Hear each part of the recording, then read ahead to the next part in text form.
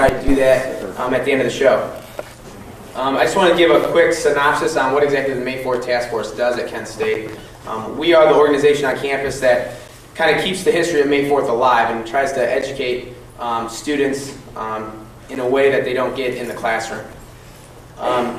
Some things that we've been working on this year is obviously the visual timeline, the fall forum that you're at tonight. We put on the May 4th commemoration every year, and we're currently working on getting a plaque by the pagoda signifying where the National Guards actually shot from on May 4th, 1970. And we do some other things as they come up throughout the year. We meet every Thursday evening at 7:30 right across the plaza here in the library in the May 4th reading room. So if any of you guys are interested or actually want to talk to some people who were there on May 4th or some people who've been around and have kind of seen a lot of the commemorations, please come over. It's open. The meetings last about an hour, hour and a half. And tomorrow's meeting would be a great time to meet everyone. Our first speaker tonight, she was actually an eyewitness of the shootings on May 4th. Her brother was one of the students that was wounded on May 4th. She's currently a professor at KSU in the English department. And it is my pleasure to introduce to you Dr. Chick Canfora.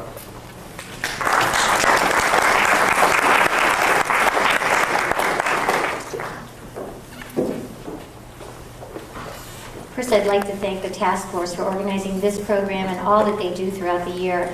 I can tell you firsthand how much it means to the families of the shooting victims to know that students more than 30 years later, who weren't even born at the time that we faced the bullets of the National Guardsmen here on May 4th, 1970, that they care so much and they take the time to learn the truth of what happened here. So many of us who were witnesses to that tragedy in American history worry over the years that after we're gone, it might just be that memorial on the hill that just bears a few words. Inquire, learn, and reflect, and maybe people will stand there and wonder, what should I inquire about? What should I learn? What should I reflect on? In the past 33 years, we have served as oral historians, doing what we can to tell the truth that we know, in the hopes that a tragedy of that magnitude will never happen again. In a nation that prides itself on its freedom of speech and freedom of assembly. To have been there and to have seen what I saw and fight as we did to stop such a senseless war. I can't tell you what it feels like today, my own son who's sitting in the back there, Michael, to know that he is here now, just a year older than I was then, and that we're now facing a similar war and similar times. It breaks my heart that we're back there again, but it warms my heart to see people like Seth and the others in the task force who are so far ahead of the game. They're thinking and they're acting and they're doing what they can to learn the right lessons from the past and to teach those lessons to others so something like that doesn't happen again. Should we assemble in similar ways against this similar war and meet up with similar people with similar intent? I was asked by Seth to come here tonight and give a kind of chronology of the events of May 4th for those of you who are just questioning what happened here on this campus. Maybe you're just in the process of just questioning what's happening in this nation. I remember feeling like that. I remember not quite understanding the order of events, why things were unfolding as they were. You know, I came off safely to college in 1968 with all kinds of visions of a future, and my friends did the same when they went off to Vietnam, and some of them did not return.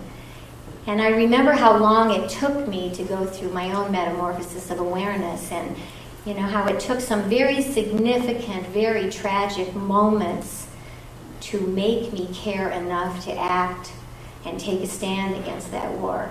So I'm assuming that in this room are some people who are exactly where I was in 1968 when I first came here. I hope there are people who are like me, throwing the anti-war leaflets away because I wanted so much to believe that what we were doing was right. You know, I'm a proud American. I want to believe, I hope to believe that my nation's leaders are making the right decisions, and they're based on human rights, and they're based on good thoughts, and So maybe there are some of you here that don't know how you feel about this new war and you're just questioning, and maybe that is why you came to learn about this other war here tonight. Maybe some of you already have opinions about that war and you came here because you stand on one side or the other and you hope to dialogue about that. I respect you as well, and I wish that there would be more forums like this throughout the year because times are so painfully similar. To give you a sense of a historical perspective before I talk about the events of that fateful weekend on this campus that took the lives of 4 of my fellow students, some of them friends, and that left 9 others, including my brother and his roommate, very close friends, as well, wounded that day, some paralyzed. I want to talk a little bit about the events that led up to that weekend because I don't think I can put it in proper perspective what we did that weekend without your understanding of what led up to that important time in our nation's history. I personally, in 1964, you can do the math, I was 14 years old when President Johnson ordered military raids on Vietnam. My only awareness of war prior to that time was through John Wayne movies or through scrapbooks of my parents. Both of my parents were World War II veterans. I can still remember as a little girl going through my mother's World War II scrapbooks, reading her letters to and from my dad. She had been his Army nurse in a hospital in Battle Creek, Michigan. So war to me, prior to Johnson's announcement of our new intervention in the war in Vietnam, was something very distant. It was on a movie screen, it was in a scrapbook, or in this particular case, it was somewhere across the world in a country that I'd never heard of in Southeast Asia. In the United States today, Vietnam is a very familiar word, but it wasn't so much then. Even more recently, as I mentioned, many are concerned that the parallels between that time period and this are striking. So I do thank the May 4th Task Force for organizing tonight what may for me be one of the most meaningful fall forums that I can remember.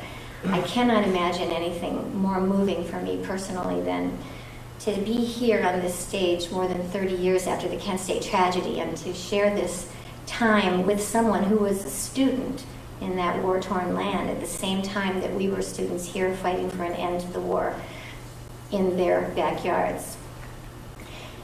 At the age of 14, I did not know what it meant when Johnson said America was entering the Vietnam War. I suspect I was a lot like many people in this room and on this campus and in this nation today, wondering why, hoping for the best, trusting that my leaders were acting according to what is right and what is good. And in the years that followed, I came to learn much more than I did know when I was 14 and just looking at my mother's face to see if it registered worry. It did register worry when she watched on the news as Johnson pointed to a map of this place and talked about why we needed to be there. At 14, my brother Alan was only 16, but he and my younger brother Sonny would both be of draft age for that war, and our youngest brother Mark would only miss that draft by 1 year. So separate from the political reality of war in that region, there was a very personal reality that did much in the years that followed to turn students like me across this country against the war in the 60s and 70s in America. As I said before, for most of us, Vietnam was not even a familiar name in the 1960s when Johnson announced his military intervention of that region, and I did not realize at that time that I looked at my mother's worried face that we would be involved in Vietnam, or had been involved in Vietnam, as a matter of fact, from the 1940s. I didn't even realize that my country had actually presided over the creation of South Vietnam. Instead, at that particular time, many of us believe that our country simply entered a war that was already in progress. I can still remember listening to Johnson's words, saying that our troops were needed to help this small, struggling democracy. The same buzzwords were out there: democracy, freedom. In South Vietnam, he talked about the importance of helping them to maintain their independence from communist aggression. And of course, any of us who grew up in the 50s and 60s remember the air raid drills. And I can still remember every time I heard an ambulance, I thought the Russians were coming to get us. And for Americans, we had a face to put on that label of the aggressor. It was North Vietnam. Its backer was the Soviet Union, and we were all afraid of the Soviet Union from the 1950s on. We kept hearing about the domino effect, that one country after another would fall under the control of America's enemies during the Cold War, and our troops were needed there. So as a result, Johnson was able to secure widespread support for intervention in Vietnam, and that support pretty much lasted throughout our escalation into a war that altered the lives of so many people on this planet, and certainly altered the course of our own nation, especially on May 4th, 1970. My brother Alan and I moved into our dorms here on campus. He moved into Lake Hall in the fall of 1968. I know he was in Johnson Hall, I was in Lake Hall. Many of our childhood friends went off to their own colleges, but most of our childhood friends went off to the war. Not long after our arrival on campus, I remember being surprised to see my brother leave the Young Democrats and hook up with the more militant Students for a Democratic Society. I thought he'd gone plumb crazy. He must have been on drugs. Somebody got a hold of him, and he was now being brainwashed. And I do remember just throwing anti-war leaflets away and still trusting so much all that I had heard up to that point about our reasons for being in war. Similar to young people today, I think I was just really on the fringes of learning firsthand what it was like. And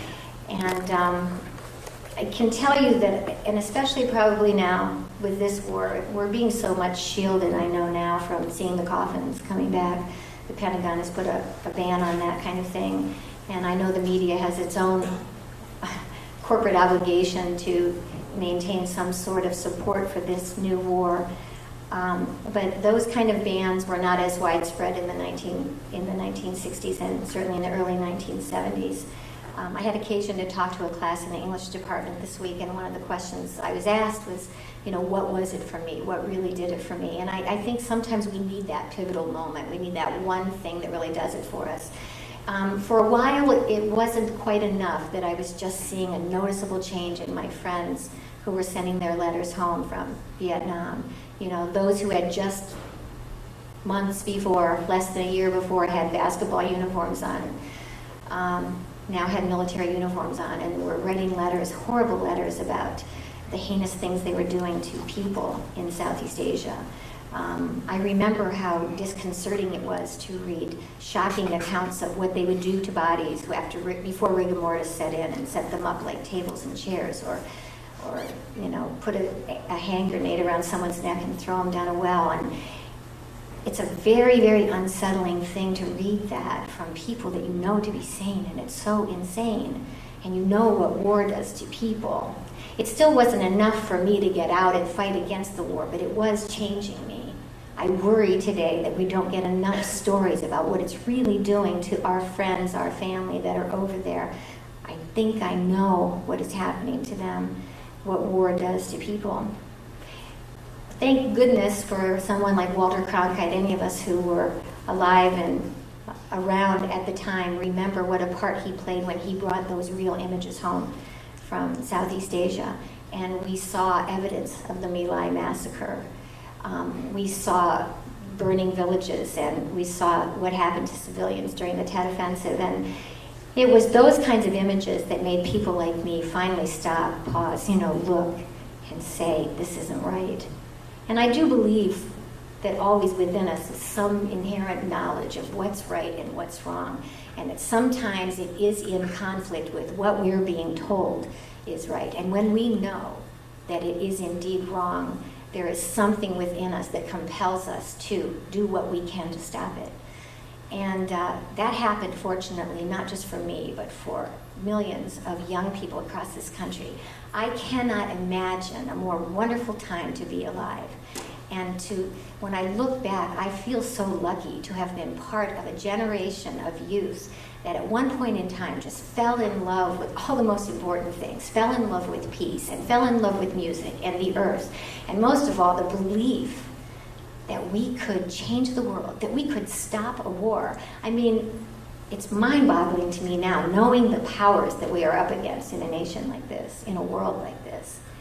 But we believed we could do it, and that was all it really took, because I know in my heart now, I know today that we played a significant part in bringing that war to a halt. I know that May 4th, 1970, here on our Kent State campus was a turning point in that war. Look at Nixon's memoirs and those of his top aides. They all say it was the beginning of Nixon's downhill slide toward Watergate. But we also know, and we saw how rapidly afterwards, Nixon began pulling the troops out because public opinion turned against that war. And that is because we had enough, we saw enough, and I hope it doesn't take as long this time. Tonight I shared the stage with somebody who was over in that war-torn land at the time, and I am as anxious as probably many of you are to hear what he has to say about what he heard that we were doing here and what it meant to them. I always hope, and it's not a mystery, I'm against this war in Iraq, but I always hope that around the world some people know that not all of us agree with this government or this president, and I hope around the world there are some people who look to Americans and still respect us and don't see us as aggressors, but see us as peacemakers and as sane, rational people who want to see a world in harmony. So tonight I'm anxious to learn from my partner on this stage how people view Americans when we do sane things that are more sane than what our government is doing. I was present on this campus during a very insane moment, and that's what happens to us. I mean, some people say, look at those crazies at Kent State. My students at the high school level will still say to me, were you there during the riots? You know, were you one of those rock-throwing hippies? They do see that as a period of time when everything was everyone was off their rocker, but it, to me, was one of the times that made most sense to me. When we had hoped that Nixon would wind the war down, and he instead, on April 30th, 1970, escalated the war into Cambodia, it was not surprising to me that students on this campus and across this country took to the streets. Many of us even went to Ohio State that Friday because there was a much more volatile protest happening there than we were having on our campus that day. And we went down there to lend support to those students who were shot with buckshot, many of them jailed. We came back to Kent State renewed and invigorated by the students at Ohio State who were taking such a strong stand over this escalation. And many of us were happy to see the ROTC building burn on campus. If you've done any research about May 4th, you'll find that that is inconclusive. We still don't know who burned down the ROTC building. And as much as students did try to do it earlier, they did not succeed. Most of the evidence points to the fact that it was probably burned by agent provocateurs to justify bringing in the National Guardsmen that weekend. But I can tell you firsthand what it felt like to just be going through that transformation, that metamorphosis of awareness, that final belief that I could be part of something important. I could stop my brothers from having to go fight in that war. I can still remember how those war images that Walter Cronkite brought over the television moved me, frightened me, how those letters changed me, those letters from my friends. And I remember what it was like to sit and watch that draft lottery. So in looking back to that weekend, I remember actually seeing things like the ROTC building burning on Saturday and thinking, this is righteous anger. No one was dying, but in Vietnam, people were dying. In Cambodia, people were dying. An old army barracks that was being used for storage was burning on Kent State campus, and that seemed so insignificant in comparison that if it was a symbolic action large enough to draw attention, then it made sense to me. Normally things that seem so wrong suddenly seem so right. I remember seeing the buildings downtown Kent on Friday night being spray painted with paint saying U.S. out of Cambodia and feeling exhilarated. This is righteous anger. I remember thinking, let somebody think about what we're doing to women and children and elderly people like we saw at My Lai. Every time they're sandblasting these words off the buildings downtown.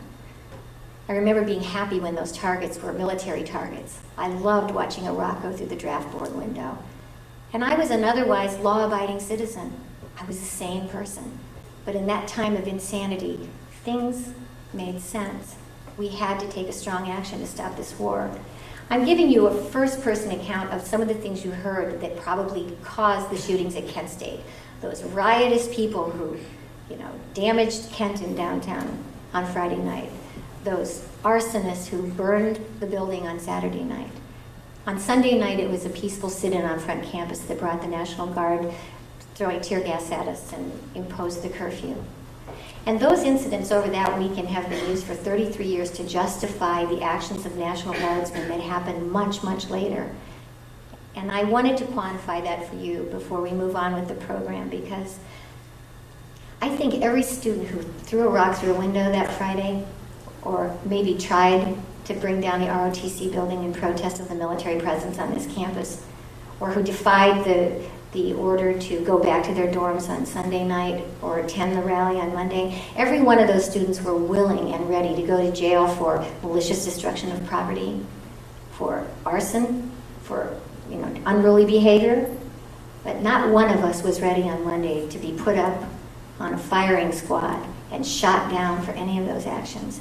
And something like that is unforgivable in America. There is no way to explain away what happened on Monday with any of the events that occurred over the weekend, whether you agree or disagree with those tactics. On Monday, it was probably the most shocking memory of my lifetime, waking up in Lake Hall and looking out my window at what used to be the parking, not the parking lot, it's now the Student Center parking lot, but it used to be the football field for Kent State. We used to watch our football games right out our fourth floor dormitory window at Lake, and instead it was a military camp with jeeps and tents and like little tanks, and soldiers were everywhere on this campus. It was such an ominous sight, and many of you know that history and you know what followed, but I want to tell you firsthand how it bothers me more today when I think back. I think because I have children that age, and because I am a mother, and it hits me more, the waste of young life that occurred in that war and on that day here on this campus. As you know, at noon there was a rally. Many people who came to that rally came to protest the violence that had occurred in downtown Kent on Friday night. Some of the students disagreed with the tactics against ROTC, or maybe they heard about the tear gassing and the bayoneting of students on Sunday night, and they came to protest the presence and the actions of the Guard. Whatever, there was a cross-section of students at on the Commons on May 4th, 1970. Some of them were against the war, some of them supported the war. But 2,000 of us assembled on the Commons that day. We were told to disperse, told to go home. We said, "This is our home, you leave." They advanced on us with tear gas. We went up Taylor Hill around each side and down Blanket Hill before the gym was there obscuring the shooting site. The National Guardsmen went down into a practice football field, and the famous rock throwing incident that you will hear about, read about in your history books, occurred at that point. There was a gravel parking lot in the Prentice, right next to Prentice Hall. It actually was next to Dunbar, where there still is a parking lot now. Some students picked up stones from that lot and began throwing them at the National Guard. They were at about the 50-yard line in the practice football field. Most of those stones fell short of the Guard because of the great distances between the Prentice parking lot and the 50-yard line on the practice football field. Actually, the stone throwing incident proved to be more of a threat to the students because many of the guardsmen picked up the stones and threw them back. The guardsmen had more protection, steel helmets, gas masks. The students had none, and so that stone throwing incident stopped. I always, when I give a chronology, want to mention that stone throwing incident because more than anything that happened over the weekend, that stone throwing incident, it was brief, momentary, and ineffective, has been used more than any other action to justify the shootings of the National Guard that happened at least 15 minutes later. After the stone throwing stopped, look at all the photographs and the films. It is one of the most photographed and filmed events in the history of this country. And you will see that there is a brief huddle by the National Guard. We know they knelt down on their knees and began to aim their guns at us. I remember saying to my brother, "I don't like this." I remember seeing them looking through their scopes at us and thinking for just a moment, would they be crazy enough to shoot us? And the last thing I remember my brother saying to me as the guardsmen started to leave the practice football field and make their ascent up the hill, I remember Alan saying to me, "Wait, I want to see where they're going." I also remember how there was an air of triumph and people began clapping and saying, we've won, we can hold our rally. They gave up, they're out of gas. There was a moment of triumph, there was cheering. By the time they made their ascent up the hill and stopped at the pagoda, the rest is history. They surprised us by turning and firing their guns at us. Those of us who were lucky enough to still be in the parking lot were able to dive for cover behind the parked cars. The cars which shielded us were riddled with bullets. All of us who were there remember vividly the sounds of those bullets thumping into the grass beside us, whizzing by us, shattering the glass above us as we crouched. And I do remember, and I know many of us who witnessed this and survived the shootings do remember wondering about those students who were out there in the open. And we know 4 of them, and their pictures are on the wall. They're Allison, Jeff, Sandy, and Bill. Did not find cover and were killed. We know that Dean was paralyzed. We know my brother and his roommate and 7 others were wounded. Dean Kaler paralyzed for life. I do also remember how ominously silent it was when the shootings finally stopped, and how it felt to look at the top of that hill and see American soldiers who had just turned their guns on us turn on their heels and walk away and go back down to the other side of the hill. I think that shocks me more than anything. You know, I, for years, have looked in the faces of Mrs. Krause and Mrs. Scheuer and Mrs. Schroeder and Mrs. Miller. And for years, you know, I always cared. I always felt for them. But once I became a mother, it hit me harder what it was like, what it must have been like for them to lose their children here that day. I'm so happy to have Phong with us today, because I'm so anxious, as I'm sure you are, to know what they thought, and I know I've thought about this for years, what they heard about this. And I know it was shots that rang around the world. I know that there have been, when we tried to get buildings named after the 4 students here, there have been, you know, buildings named after them in other countries. I know that when we tried to have a monument put here to them, and it was rejected on this campus, that monument now sits on the Princeton campus. Outside the boundaries of Ohio, there is great awareness and acceptance and compassion for what happened here. But it warms my heart to see so many people right here in Ohio, right here at Kent State, in this room tonight, who at least care enough to find out the truth and to hear our oral histories today. So with that, I'm going to take a seat on the stage with Phong. I'm anxious to hear about his experiences in South Vietnam. I also am most anxious to talk with him about what his perceptions were of our actions here in America and our efforts to stop the war that pitted our nations against each other. Thank you.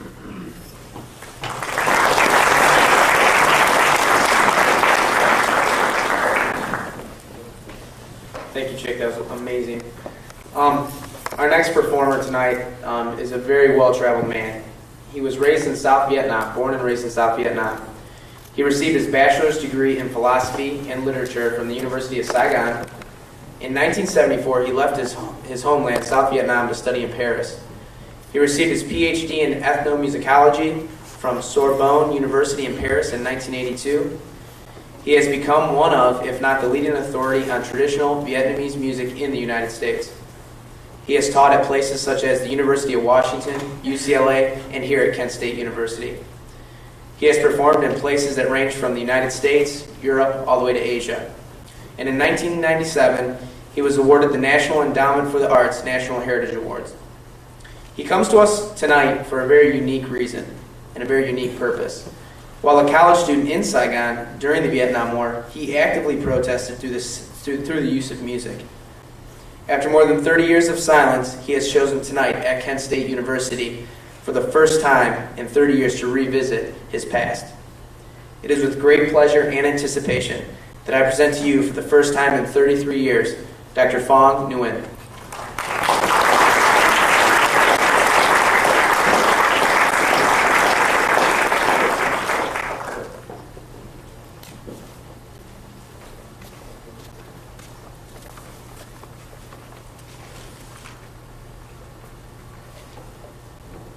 Can you hear on this microphone, or is this on? Is this better? That's it. That's an impressive biography. You heard me talking a lot about the years preceding the tragedy that occurred on this campus. And you heard me talking about the kind of metamorphosis of awareness that students like me went through. We live in a nation that is raised on patriotic ideals, and we get pangs in our heart when we see the American flag. We were taught always as children that America stepped in when things were wrong in other countries, and we were around the world setting up democracies and protecting people from aggressors. And I'm curious to know if that is the image that students in Southeast Asia had of America at the time of our first involvement that you were aware of in Southeast Asia. Thank you. Good evening, Jake. And and good evening, everybody here. I am very happy to be here with you to share a few pieces of my memory, because it's been 33 years ago that I was involved in this movement. And to answer your question, I would say that I was exactly the same like you at that time. I was a young man. If you talk about patriotism, I would say that I was one of the people in the city that loved the country and would like to see Vietnam as a country without any atrocity, any kind of damage that human beings could expect to be in that country. So everybody at that time seemed to love peace.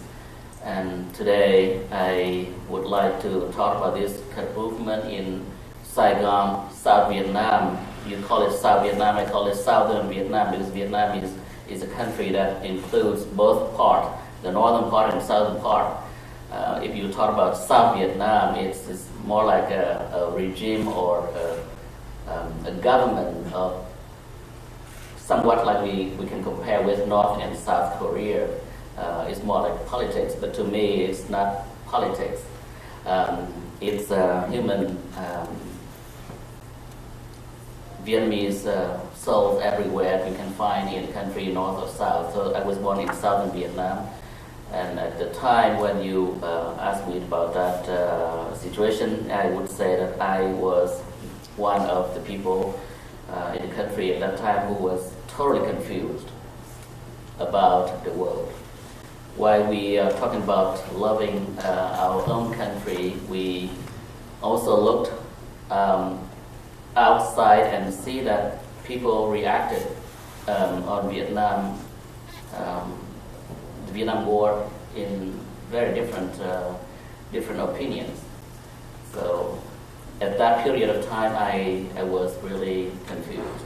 But only one thing I wish that I could do was to shout for peace. So I was involved in that movement. So did you participate in anti-war actions at that time that we were participating in anti-war actions here in our country?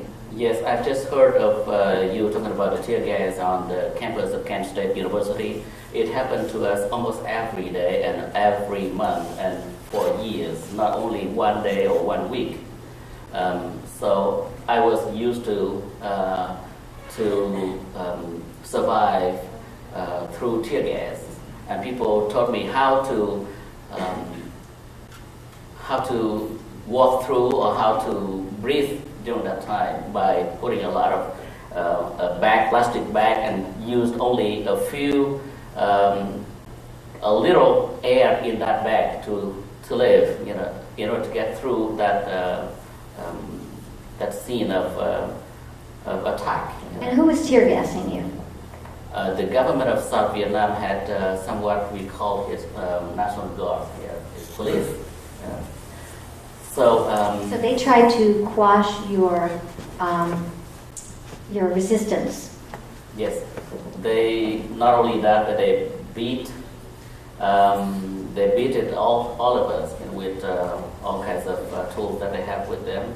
And we ran all around in many streets in Saigon, and we grouped in different groups, and we stretched out the slogan again for peace.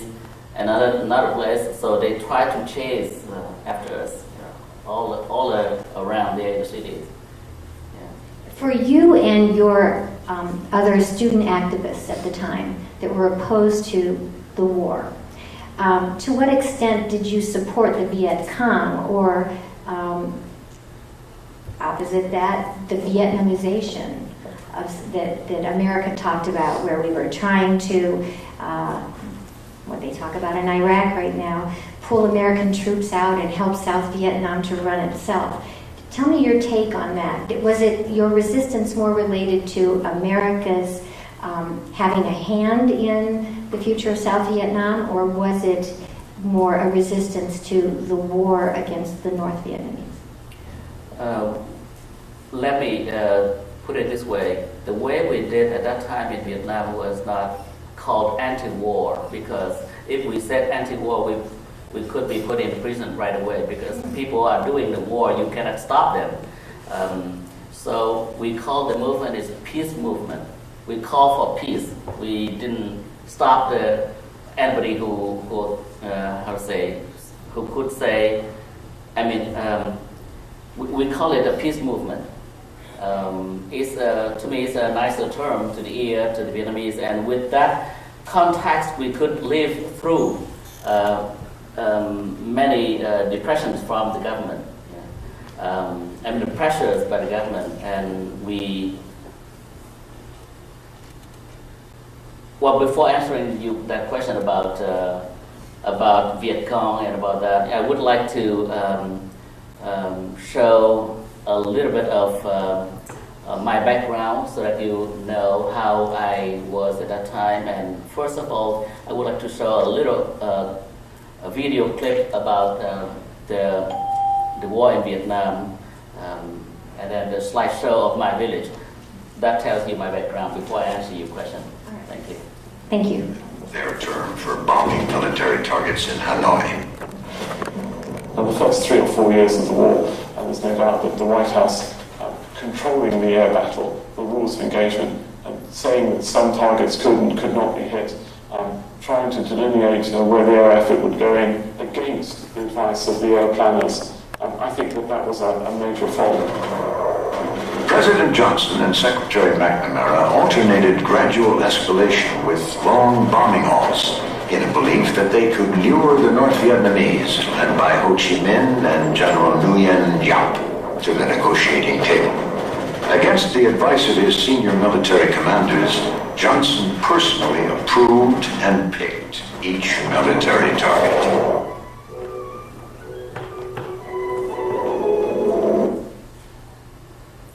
And now let's take a look at the place where I was born, in the Mekong Delta of southern Vietnam.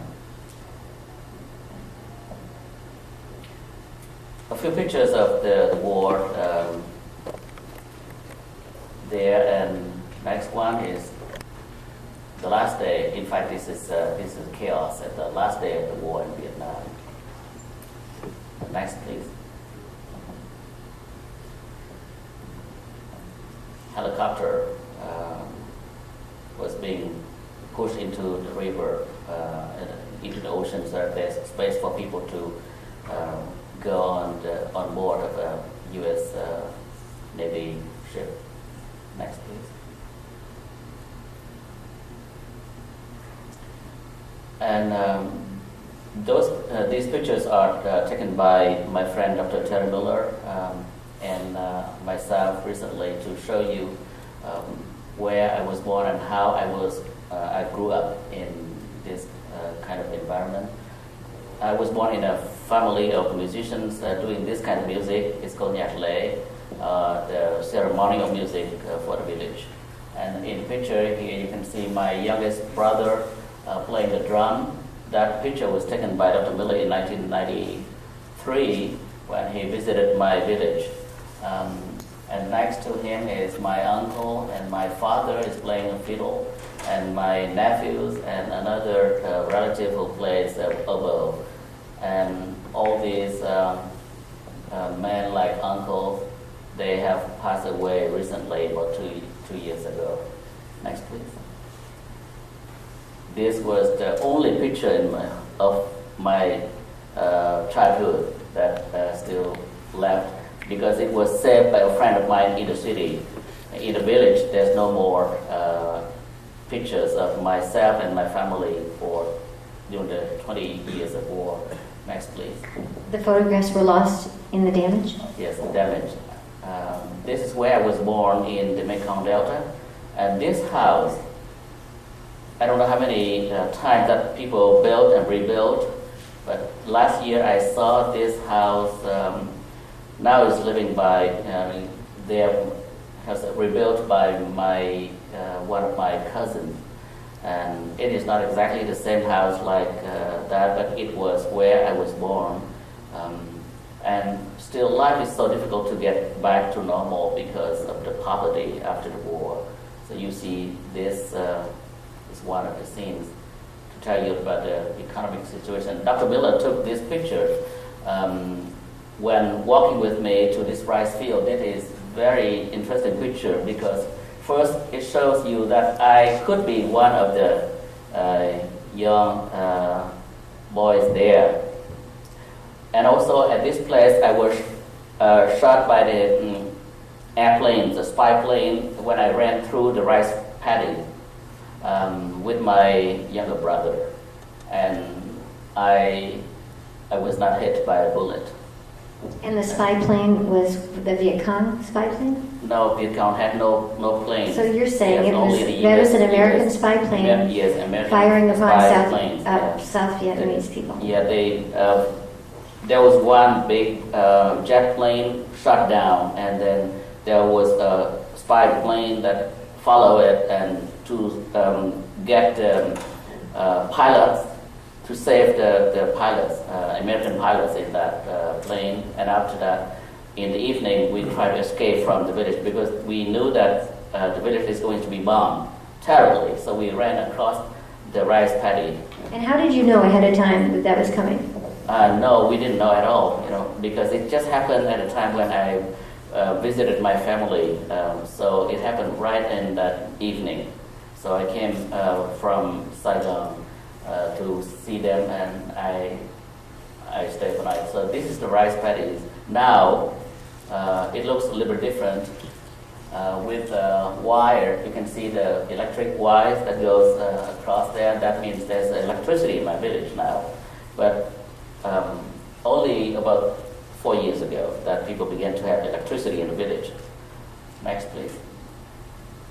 I show you this picture because I love this man. He is my cousin. He was one of the people in the one person in the village who was tortured by the army, the soldiers of South Vietnam government, and also in that during that time there was some American military advisors in that military operation. So he was shot to death because he could not tell them where the Viet Congs are. That means the Vietnamese communists. He did not see, so he could not answer the question where are the VC, the Viet Cong. He said, no, I didn't see anybody. So he was shot right there in the house, across the rice paddy. Next, please. And he ran across this kind of rice field before he was shot. Next. This is his tomb on this side, right at this place. Also, this picture is taken by Dr. Miller, and I like this picture because it shows you that how it was before, now how it is now, and how it was before. That I myself saw a village temple that could host about 500 people for a festival, and now it's reduced to like a hut because it's destroyed by bomb. Next, please. River with the tide that goes up and down twice a day. Next, please. That is a tributary of the Mekong River, and I was born near this river, so I saw water since I was born. The life of the people in the village is like that. Yeah, they work hard. This is rice. And rice is very important, but once there's bomb blast, all the rice will be gone. So you risk to starve for the whole year. Some pictures of the houses along this river. Next, please. This is the river, a branch of the Mekong, right in front of our house. It looks very peaceful, but at one time it was ravaged by the bomb because napalm bombs are fixed under the wings of a plane B-52, and when they drop the bombs, all along the trees, all along the rivers, so straight, so good for the pilot to target, to bomb. So it's like it caused craters just all along the river. So there's no more trees and plants and houses. This picture is taken last year, so when I saw people rowing a boat in front of my parents' house. Next, please. This picture of my parents' house taken in 1993, so 10 years ago. I show you this picture because this is the only thing that was left, the altar, wooden altar in the middle of the house with some bullets marked there, the holes caused by the bullets during and bomb pieces that went through. That if you look on the side of this, how is it, the altar, the cabinet kind of thing, and all the back was broken, only the front. My father tried to fix it and put it up there, but I can still see the bullets and broken parts through that. Next, please. This is my mother visiting my father's tomb, who died 2 years ago. And before he died, he wished to be buried next to a bomb crater, which is about 50 feet from that tomb on the left side. That bomb crater was so large that fish can use it as a pond to swim in it. So in one of the articles I wrote about revisiting the musicians in the Mekong Delta, I mentioned about this because the bomb crater was so large and it became a lake, and then later it is reduced by the the mud, and it becomes smaller and it becomes a pond. Then fish, after the war ended, then fish can swim in this pond freely and happily. So my father hoped that he could be buried next to this one to show a symbol of destruction by the war and also symbol of life of the fish. Next, please. Yeah, right in front of my mother was visiting my father's tomb. Next, please. I was happy to see them, and they welcomed me back to the village. My mother in the middle. I'm there. My sister and brother behind me. And in Vietnam, people eat a lot of kinds of food like this to celebrate, to welcome me back home. And my neighbors were there eating a meal. And that is about my village. Thank you. Thank you.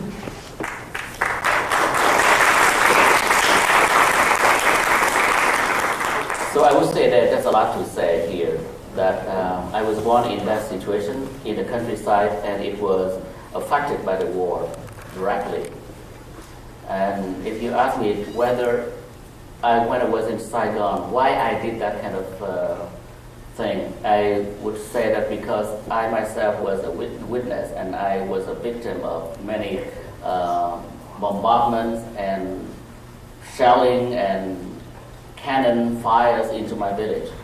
So I felt like I need to do something. I need to join the students' movement to bring our voice out to the leaders in the world, to stop this kind of destruction to my country at that time. Well, here in America, there's an attempt, usually at wartime, to kind of simplify things, especially when you have that whole concept of Vietnamization, where we're just there to help the South Vietnamese, and similar to what we're doing to what they're saying that we're doing in Baghdad. We're there to help the South Vietnamese to become independent and to be able to set up their democracy and run their own nation and save them from the North Vietnamese. But showing this slideshow gives a good glimpse of how here in America we saw it as this dividing line. We're helping this part to defeat that part. But one of the turning points in this country was when we saw how many people on both sides of that line of fire were affected. And so many of the turning points in public opinion in America came with things like the My Lai massacre or the Tet Offensive, where you saw villages in South Vietnam and people who we were supposed to be there to protect, like you, supposedly, so devastated by our presence there. I'm curious to know, and I hear this from American tourists that now travel to Southeast Asia, and they always talk about how there's an almost absence of bitterness, that there's this friendly kind of welcome for Americans. Is there where is the resentment? I would imagine there would be tremendous resentment for what we did there, because I have that kind of resentment. I'm surprised that people there do not. Can you explain that? Yes, first I would like to come back to your questions about whether or not I had a connection with the communists during that time. Because during the war there should be two sides. Which side did I took part? I would say that I was neither. I did not, because I was trained in a Buddhist tradition that we wouldn't like to kill. So those who killed was not my friend. Or if it's my friend, I try to make that friend to become a good human being who saved the life, who were concerned about the lives of other people. So I was not part of any government, north or south. And especially, in the north, if we talk about connection with the north, my life would be put in danger right away. At that time, even listening to the radio of Hanoi could be a big problem for people. So I was not part of any government. So I was independent. To what extent were you and others in your family and friends, were you aware of the growing opposition to this war in America and the part that especially American students were playing in hastening an end to that war?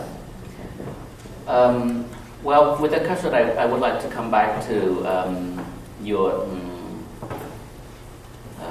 thought about what happened at Kent State at that time. Vietnamese students at that time thought that the United States was a very rich country that afforded a lot of bombs, and it could be used freely, dropped freely in the country. And when you are on the plane, you don't care who is below there, so just drop it, and you finish your job. Just come back to the airport. To the pilots, that's a very easy task to do, easy thing to do. But for people who live down here, is a big problem. Is a great concern. It's loss of life. It's a total damage. So because of that, I think that I joined the peace movement in Vietnam. It is because I wanted to stop this kind of action by some rich people. With me, knowing about May 4th was a total shock because of that. We students at that time in Vietnam thinking that in the U.S. it's a peaceful country. There's no killing. But why this kind of thing happened in the U.S.? And that day we could not hold out tears because we saw a picture in the Paris Match, the French magazine, picture of students raising the hand, kneeling down like this, and it's so appealing to all the Vietnamese students at that time, because in fact, I'll tell you the truth that we could not hear much about the May 4th event. That kind of thing happened when the South Vietnam government controlled the press. They did not want people to know about anybody who opposed them. The idea is to kill the communists, so they didn't want people to show any kind of support to this peace movement. So I would think that we as young people at that time, we love to do something to stop this kind of killing, and we wrote songs. We got together and we talked about the war. We explained about how bad the situation would be if we keep supporting this kind of war. And with May 4th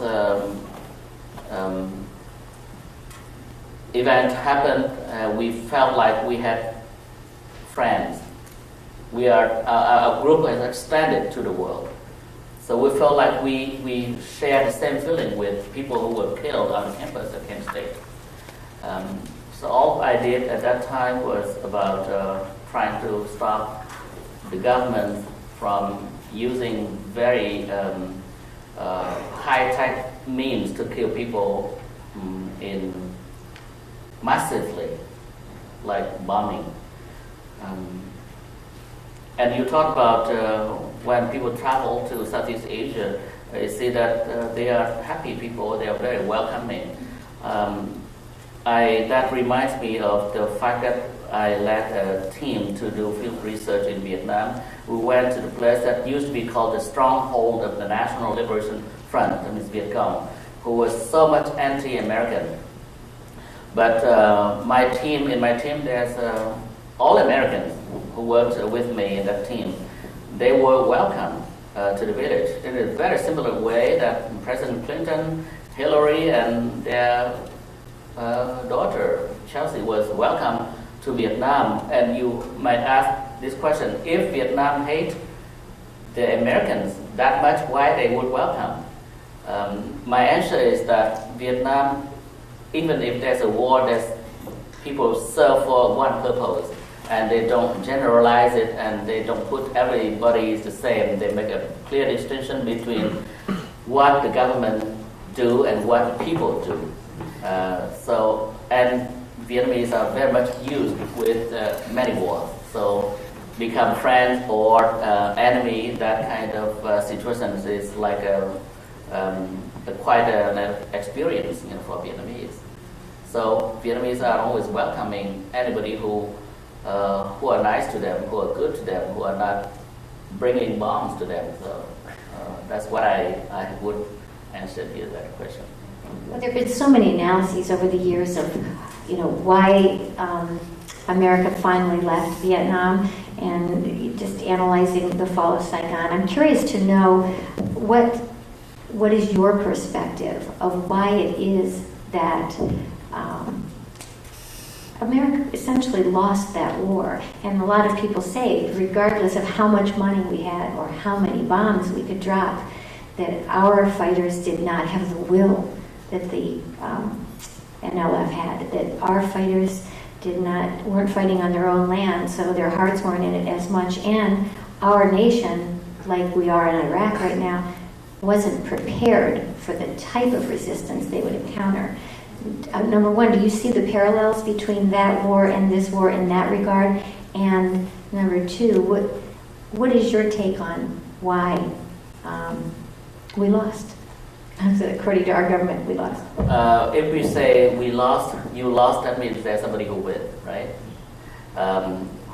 The winner is not a single person, it's not a single leader, or not a single party or political party, not a village, not a town, but it's the war ended in a way that was said to me like the will of the people, not only the Vietnamese, but also people in the world who looked at the war. That was not justified with the U.S. involvement there. So I would say that it is, the willing of the people try to build it. And part of it is a movement such as May 4th here at Kent State that let people know that this is not right, the killing is not right.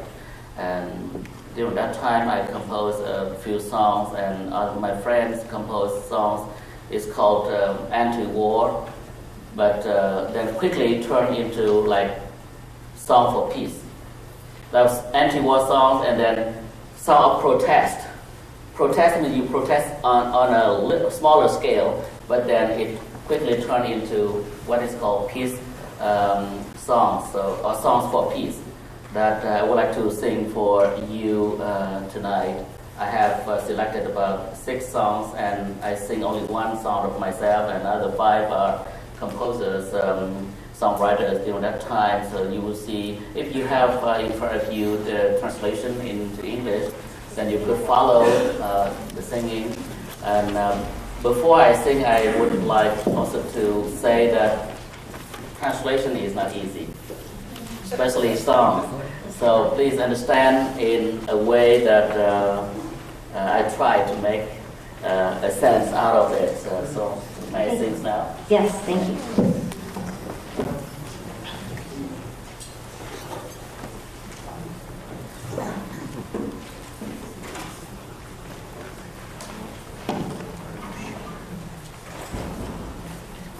And also I would say that because I haven't sung these songs for a long time, 33 years, I turned toward the traditional music and playing the traditional instrument and singing traditional folk songs.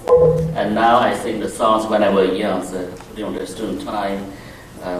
So I need to see the notes here in Vietnamese because I lost everything. When you saw the slides show, one thing that you might wonder, why there's no pictures of any destruction in my village? Because there's no even destruction, nothing. After the bombing, after all kinds of killings like that, there's nothing left. So all the family pictures have gone. And at the same time, music could not stay for a long time for me, so I have to take a note of a few words here just to remind me. The first song I am going to sing is entitled Tình ca người mất trí, or the love song of the madman. Many people during that time were mad people, so this is one of the songs about a mad person. Because he's mad, so he can say whatever. He doesn't like this person, he doesn't like this war, he doesn't like the bombing, he doesn't like the killing. So because he's mad, so he can say whatever.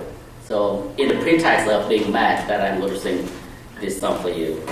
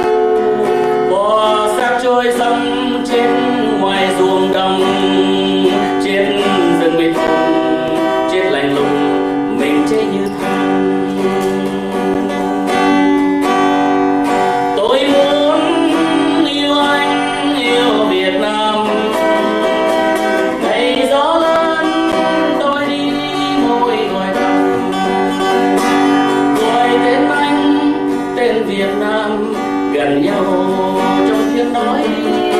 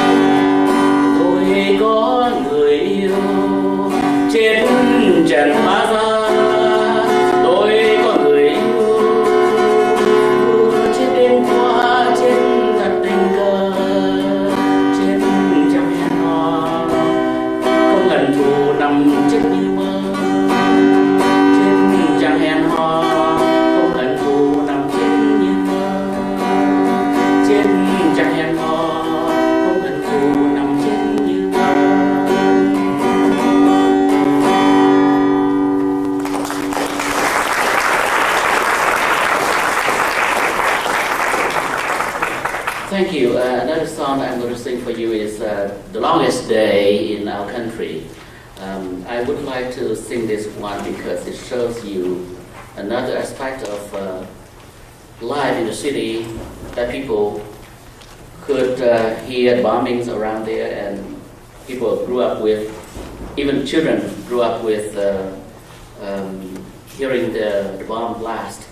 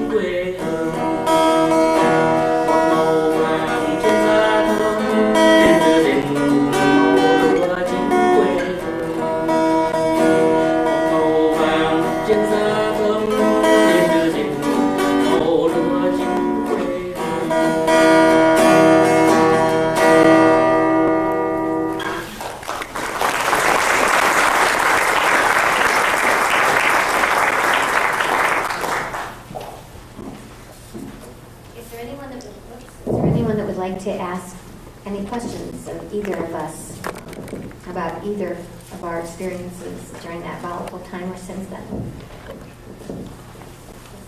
What percentage of the population in Saigon were protesting at that time? Was it isolated on the campus or were there people off campus?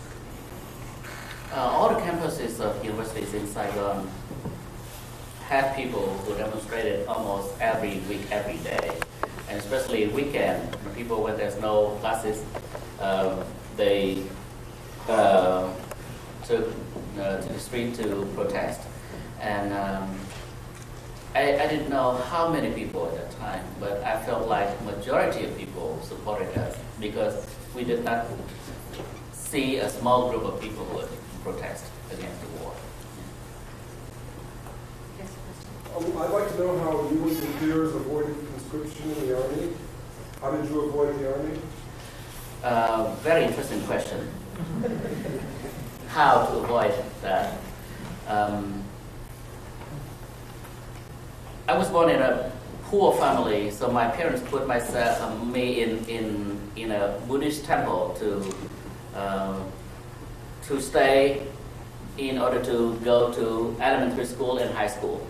And after that, I quit the temple. And now because of the military service obligations, so I had to try to sneak out of the regular way. So I became a Buddhist monk for about a few years. And with that kind of thing, that justified that I did not have to go to military service. And also some other years, again and again, people asked me to go to join the military. I showed good records of my studies. The transcript was good, so I was a grade A student. So that's fine. Thank you. Wasn't the one president in the party of the Saigon government or whatever you call it, wasn't he actually at Michigan State University for a while before he went over, when he was kind of in a holding pattern at Michigan State, and then they installed him as president? I think you mean about the Kent State event? No, the news? I think it was like President DM.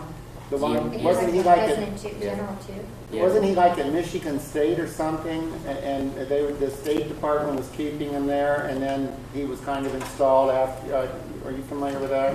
No, I'm That sorry, would have I'm been not like in the familiar early with that. 60s. Yeah. I bet you Dr. Perusa can answer that. Well, yeah, as an alumni of MSU, I can.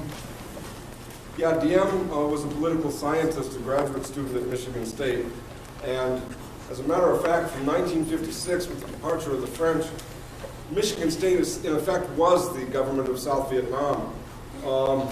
Michigan State police scientists trained Vietnamese secret police in interrogation, set up the whole civil police apparatus. They wrote the Constitution of South Vietnam, and in a most interesting piece of history, Spartan Stadium, which you'll see from time to time when we're watching college football, actually was used to store rounds of ammunition and hand grenades and the whole works.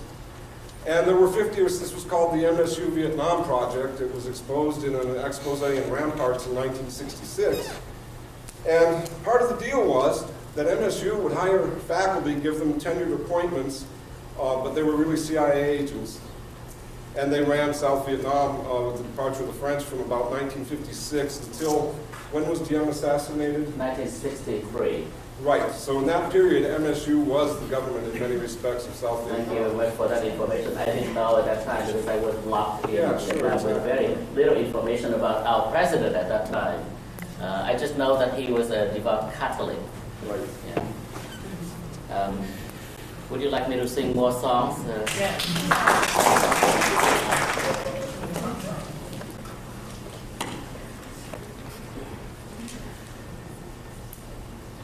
The next song I'm going to sing is more like a mild song, because this is a lullaby from Mother. It's called Ca Giao Mẹ. I don't know how I translate it. The title, the Mother's Ballad.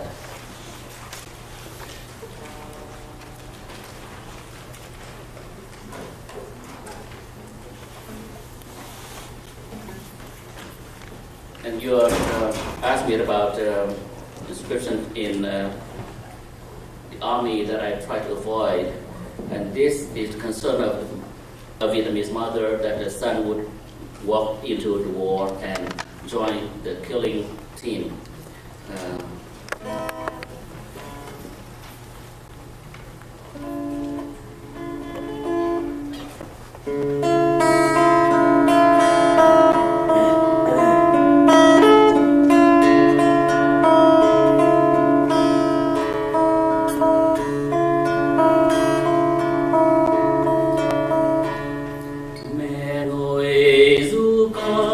Đồng đưa phong muôn đồng đưa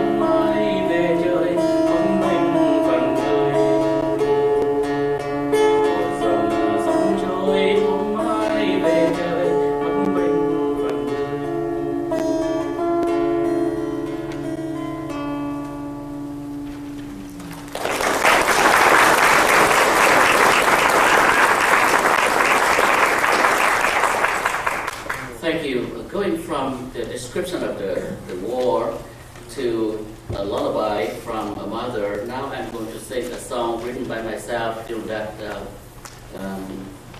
period of time in Saigon. I would like to make a kind of confirmation to a lot of people that killing is not peace. Blood is not peace. If you say you try to justify by your action of killing as for peace, I said no. Because peace comes from within yourself. Peace comes from your heart. Because if you kill somebody, relatives of that person, or brother or son or grandson of that person would try to take revenge on you. The best way is to create a peace within your heart.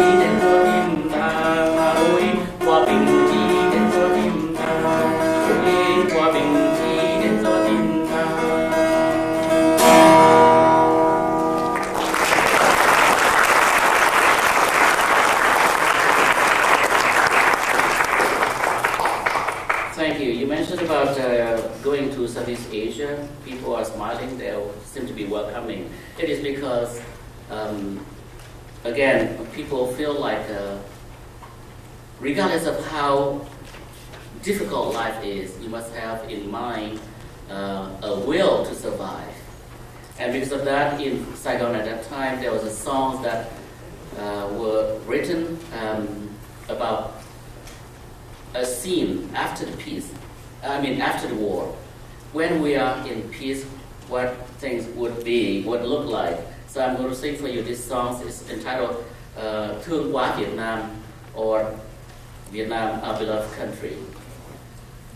It is like a poem. It's written by Pham Thi, a friend of mine, and I performed this on the radio and the television at that time because it has no words that was against the government at that time. It's just a description of the beautiful scene and peaceful scenes in the countryside of Vietnam after the war. But in fact, there are a few words there were corrected. I found later, after I sang that, it was changed to a different words. The words that you could find here, like the bird is singing, so that to push away the hatred. People, the government at that time didn't like that word. They changed it to a words like singing, so that the whole village would be peaceful. It's two different meanings. To oppose the hate is something that the government at that time didn't like, because if you ask people don't hate your enemy, then they would fail in the war.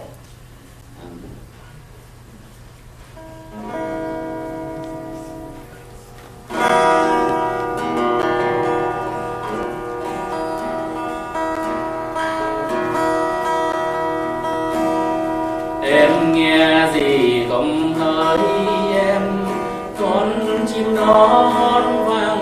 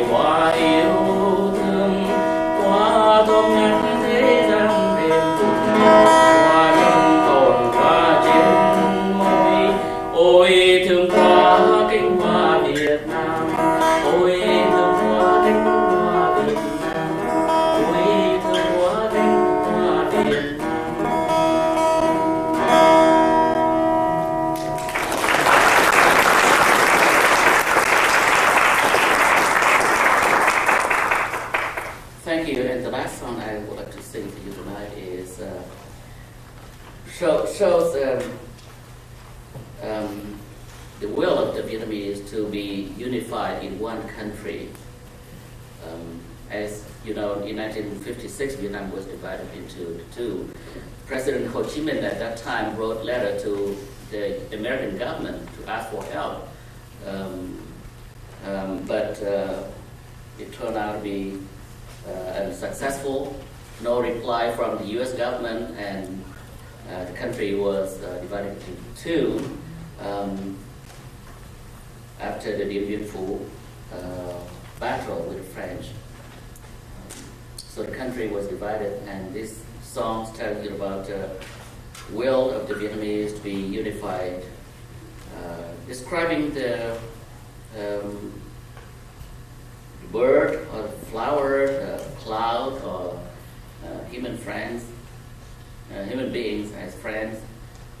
That's the wish of people. If I would be a what is the word here says? You have the translation with you there, right?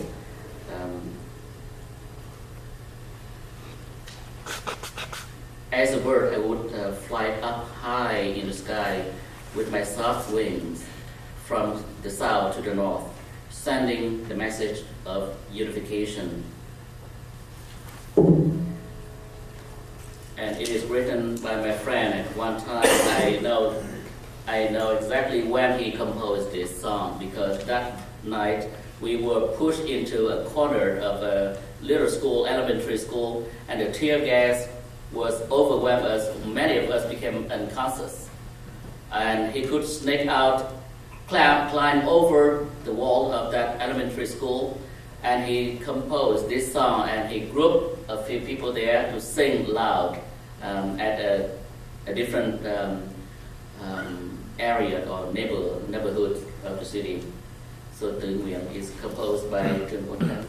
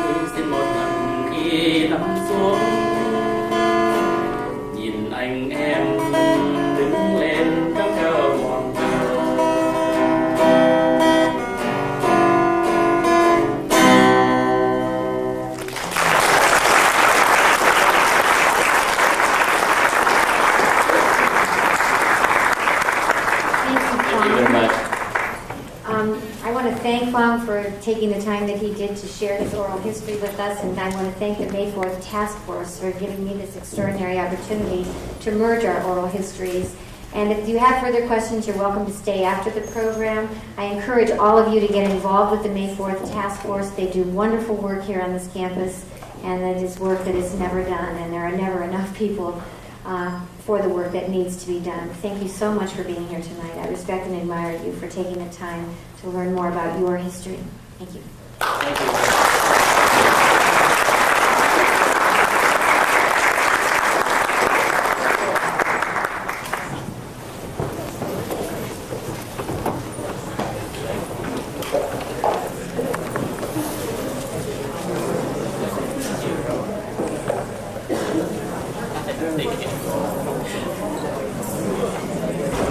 Hi, how are you doing?